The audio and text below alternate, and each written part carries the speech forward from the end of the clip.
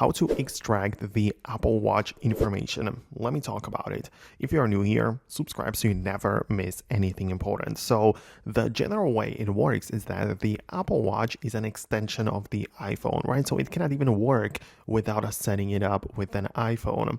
So all of the data which the Apple Watch has should already be accessible on the iPhone. So let me give you an example.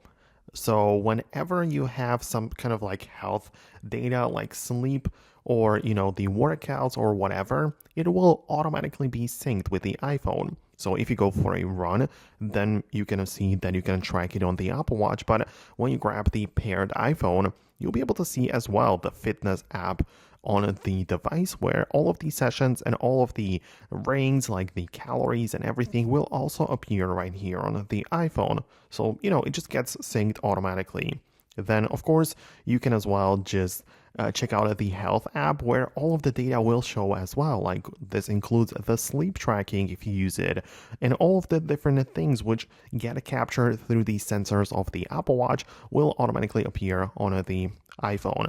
Same thing for the photos. Like if you go to the Watch app of the iPhone and check out the Photos app, you can see that it can only give you or show you the photos from the actual iPhone, right? So those pictures are also accessible on the phone, right? So most information which you have on the wrist is also found on the iPhone.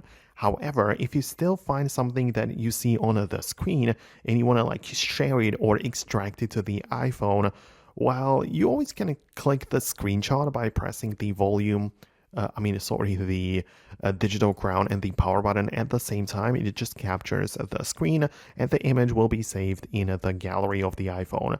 So that's how you can capture whatever else is happening on the screen of the watch. So let me know in the comments below if you managed to find what you needed and make it work the way you imagined it to be working. So let me know about that. Thanks a lot for watching and I'll talk to you later in the upcoming tutorials as well.